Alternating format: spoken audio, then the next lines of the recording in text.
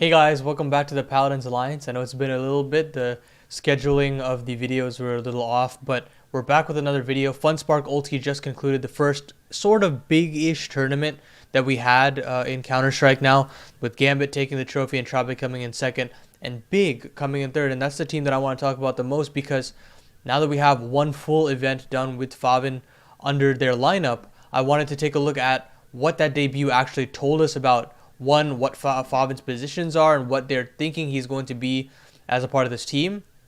And then also, what do we think the ceiling of this team is going to be based off of that debut? So that's what I wanted to go throughout this video. And so right off the bat, I want to say that their strategies definitely felt on the more simpler side of things. Both halves felt like, honestly, on their CT sides, it looked like they had put a lot more work than their T sides. And when we get onto the T sides, I'll show you some of the rounds where I thought, it probably encapsulates how rough that their T sides can look. But on the CT sides of things look good. If anything, that's where the complexity really shines. The aggression on many of these maps, and when the certain timings are to aggress are very well done. But again, the T side is a little worse for wear, and that's to be understood, because you brought in a new player, and especially you'll see with how faveN's been playing positionally, it's going to take some time to integrate that and move players around into different roles, right? So the other big thing that I wanted to talk about was when we looked at the statistics of this event, Big came in third, obviously, but this also allowed, with the stability of faveN's play, so mainly the roles that faveN is playing now are more anchor roles and extremity roles, so his stats take a hit, but he is allowing for more star players to shine and give them a stable platform to excel in. And now when we look at Searson's numbers, this is actually his best rating since the IEM Katowice play-in from 2021, I believe, or 2020, something like that. And that's awesome to see, because, Searson was an absolute force in 2020, but after that whole year of online play and when they looked on top, he hasn't looked the same ever since. We've seen a huge drop-off in performance and consistency. And now that we have faveN in the lineup, this is a great thing to see that Searson has stepped up his rating as well. And that's a key win condition that we need for Big to become a top 10 team, without a doubt. And then beyond that, we also have k1to showing signs of life as well. He was somebody that I've been ragging on for quite some time, at least as far as the eye test is concerned, and the ratings as well.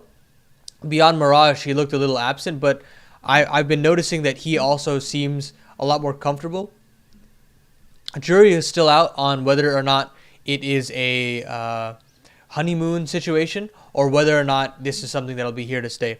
So overall, when you look at faveN's ratings, they're pretty low, to say the least, right? But the thing that I want to have you guys consider when looking at these stats are that they won't follow as of right now. And as I was saying before, he's playing a lot of anchor positions, difficult anchor positions. These are positions that take lots of time to perfect and to reorient your game in. And faveN's never played these types of roles before, so there's going to be a lot of adapting that's needed. And for that reason, you see very up and down ratings, and it'll get better over time, at least as far as my eye test is concerned, because the pieces are there. As far as his fundamentals go in these positions, he's doing a pretty good job out the gates, and I'm sure it'll translate even better to better ratings, better results for the team, and more wins in general, right? So I'm going to jump into some demos and really just show you what I think about faveN's anchoring on certain bomb sites, especially on the CT side, compared to the T side, which needs a little bit more work just because of the complex nature of how Big likes to run their T sides, at least in practice. In actual reality, there is a lot to be desired. So here on Mirage, the CT side, he's going to be playing the B anchor position, and I want you to see how he's not necessarily playing for kills or playing for the stat line, but he's rather playing for the team and playing to win the round, especially with the aggressiveness that Fnatic shows with their half buy here. You'll see how powerful that B hit can be if faveN actually screws up. So he throws the nade early, and I guess k1to hears any bits of footsteps in the apartments, and as soon as that happens, he drops the smoke and the smoke and a molly defensively, and he's immediately prepared to play retake and wait for his teammates and re-aggress once he has more numbers behind him, right? And as soon as his teammate on Cat dies, Keto dies here. Now at this point, any fight that faveN takes, it has to be only one angle at a time, or else he's exposed to multiple angles, and that's where those Tech 9s reign supreme, and he gets overrun. The round probably just falls apart, especially with the market smokes coming in. So at this point, this is where a seasoned B veteran would be able to understand which angles he should be opening himself up to, and which angles he should probably avoid swinging into multiple angles. And here he systematically just keeps checking each angle very well. Gets the kill on a Mezzi, gets the kill on a Brolin, and see, he's not exposing himself to multiple angles. Every fight he's taking is just purely off of that one person, or if he is swinging into ones where he can get swung on double angles, that's where he has himself swinging off of the contact of other players in order to get a refrag or to swell the round more in your favor, right? So at this point, you're down to a 1v3, and you have this nice cheeky little angle, and Chizian obviously takes care of it. But it's nice to have faveN as a backup refrag option. So he showcases some really good tendencies here, where he's willing to stay back a little bit more, play a little bit more for the round rather than stats. And that's something that I really like to see, especially if he's donning all of these more anchor roles and these more supportive elements throughout Big's gameplay to basically accentuate how well Searson and tabseN can play on this team. So let's jump into another round here where I've picked out where I can show you a little bit more as to how well his fundamentals are as far as anchoring is concerned.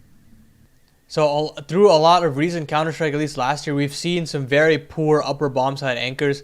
And obviously, I won't name names. Actually, you know what? Kyojin is probably the one that you probably think about as a very bad upper anchor. And so it takes a certain amount of skill, and it takes a certain amount of understanding of the game to actually play this role to a good extent. And obviously this is just a pistol round here, but I'm glad that I can at least see the fundamentals of faveN's gameplay, that he has a capability to play a bit more reserved and play to a point where, again, he's not playing for stats or kills like he had to do on Sprout. He didn't have to do carry jobs like he did on Sprout. Instead, he can sit back, basically play for the team, and just be a nuisance. And he's very good at that. His first bullets showed, especially in this round, a more effective side of his gameplay, and we'll see how good this is long term for Big, and whether or not it's going to actually result in more consistent results from Searson and tabseN. But let's let this round play out here. So he plays behind the silo as usual, and Fnatic want to start off map 3 with the bang with a quick upper execute. You have a player in the vent here, and then I believe you have a player in mini as well. Let's see. Yeah, okay, no, sorry. You have one in cubby. So that's the situation. And once the upper execute comes out, we'll see faveN not necessarily willing to take the fight and stay fighting, but instead take bullets, make sure to angle manage very well, and dance around the silo, and basically allow for the player in cubby, allow for the player in lower vent, or even the player in heaven that's going to be coming soon to take the fights and weave in bullets while their attention is turned. And he does this very well. So he gets that first kill, dodges back, gets another kill near cubby, and now he has a double swing with the player in heaven. He can swing again, and now Searson can strike from all the way from bottom vent, and it's this clinical CT-sided round where it all hinges on faveN staying alive and getting as many kills as possible before going down. Let's say he only gets one kill in that situation, he's still done his job in spades, especially with tabseN having an easy access to fighting in Squeak Door and also in Hut. And while all this is happening, you also have the Heaven player getting enough damage in to allow for faveN to do whatever he wants in the bottom bomb site. But if he commits to a fight for too long, that's where we can see a Kyojin situation, and the round just essentially falls apart because the anchoring isn't done in a well enough job. So these anchoring situations that I've seen from faveN on the CT side of things is really going to elevate Big's CT side even more, and allows them to do a lot more aggressive stunts, play a little bit more aggressive on different sides of the map. And then hopefully we'll see something on the T side to show a little bit more impact if he's willing to take a little bit more of a back seat as far as the numbers are concerned. So let's jump into a couple of statistics that I found out about CT side and T side win percentages for this team, and then I'll show you as to why I think their T side needs a little bit more work. So this is something that I have a huge concern with as far as Big is concerned, and this is something that goes beyond faveN's debut and beyond any single player. It's more of a cohesive problem for Big as an organization. And when you look at these numbers, what jumps out at you? The sheer amount of CT win percentage is through the roof, and it's very concerning because, as I've said about this before, time and time again, with NIP, they had their whole situation where the T-sides really sucked. And I did a whole video on that. I'll link it up above. And it shows that you cannot be a consistent force at the top level of Counter-Strike without a consistent T-side and a T-side with a game plan. It cannot be something that you get a couple rounds with and then you have to rely on a very great CT side to get things done. And when you look at these statistics, it shows for themselves. Dust 2, their best map, 60-40% win rate. This is, I don't know, I believe this is the last 3 months. And we look at Mirage, 55% win rate. This is a little bit better, but again, their win percentage isn't very high on this map, so take that with a grain of salt. On Inferno, I'm nulling this statistic altogether because they don't play Inferno at this point. This is their permaban. You go to Nuke, it's 57%. This makes a little bit more sense, but then this is the outlier that really made me want to bring up the statistic. 66% almost on Overpass and CT side win percentage.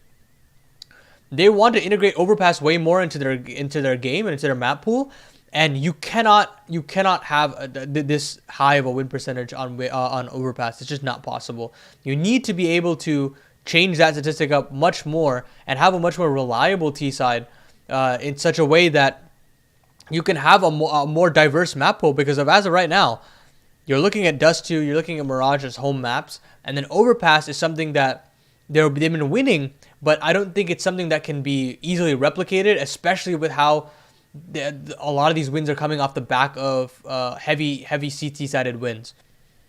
So if they can at least have 3 maps in the map pool, that allows you for at least a bit of a more pivot in your vetoes, depending on the opponent. And we saw against Gambit, you're basically handshaking a whole map loss, and it doesn't allow you to really get it stuck into series against top 5 teams. And having Overpass in your back pocket, especially with today's meta and how not many teams are well versed on Overpass, at least below the top 5, you could really use that to your advantage. So I'm going to jump into the T-side round that I think really encapsulates the difficulties of Big is facing right now. And it'll be on Nuke, and basically, if they can't get these practicalities ironed out, we aren't going to see them climb to the ranks and get consistently in that top 10 echelon.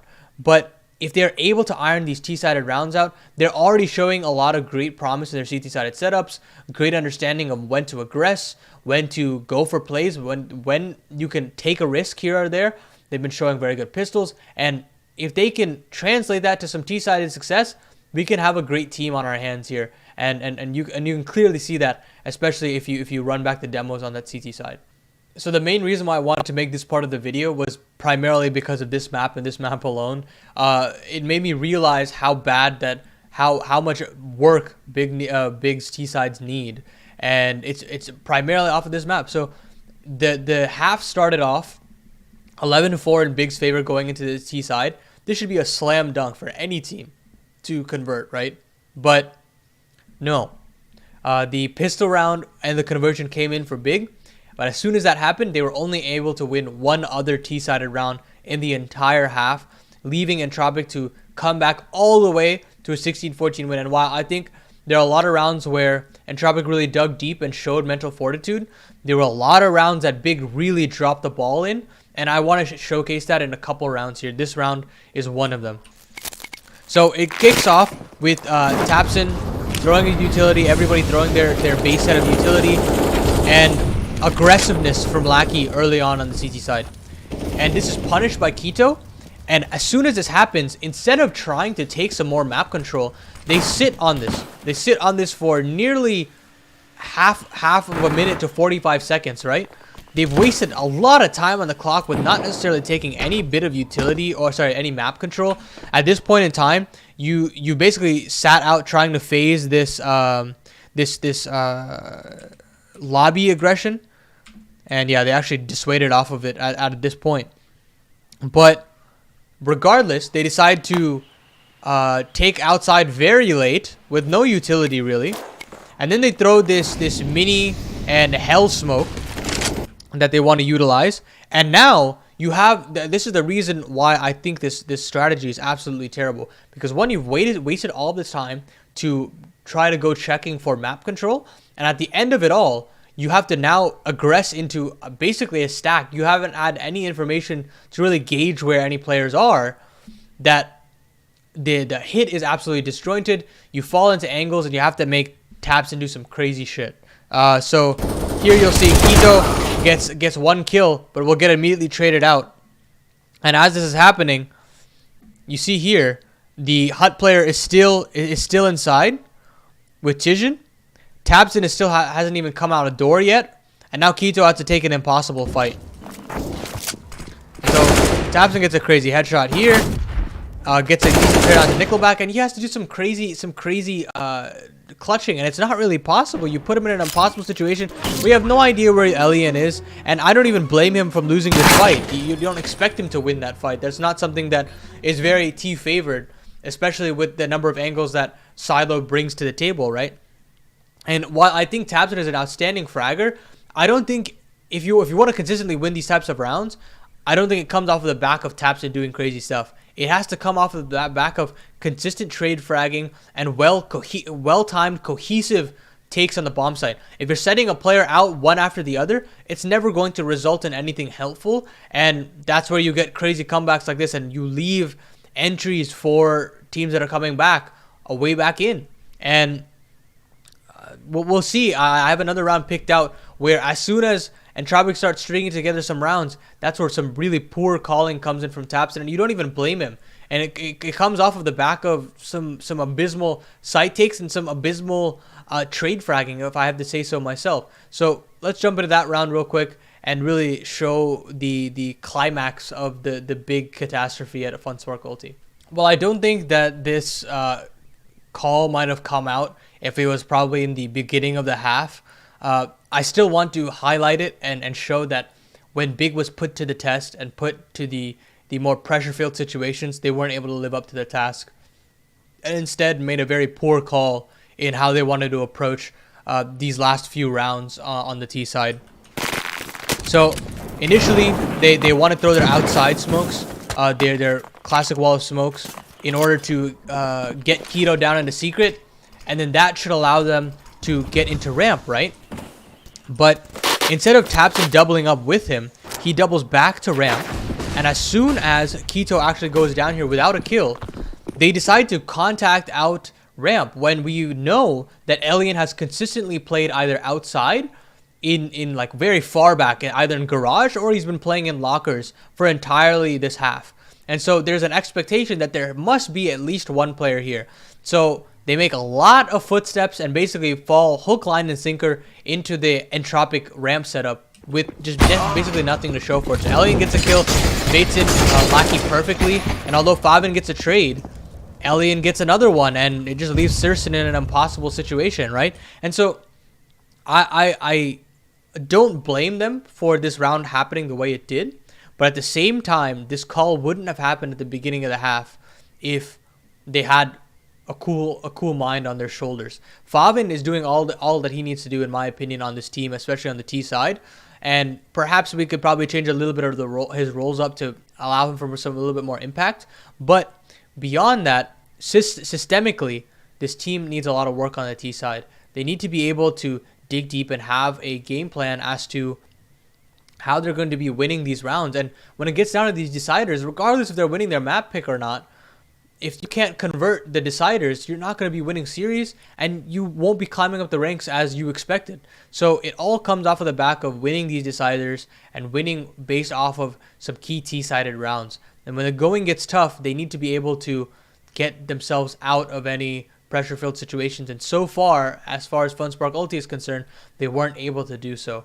And for that reason, they came in third, and Tropic got the invite to the next Funspark ULTI finals.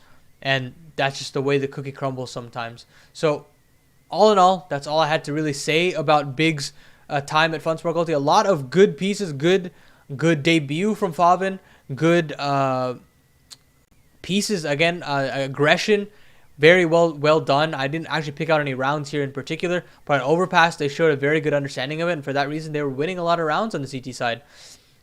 But again, if they can find a way to get a little bit more impact off of faveN on these T sides and show that they have a little bit more depth in their playbook, perhaps we can see a big that climbs up all the way to the top 10, and a team that can finally get back to maybe their 2020 ways with that all-speaking German lineup, actually, with Zentares having that success that they had.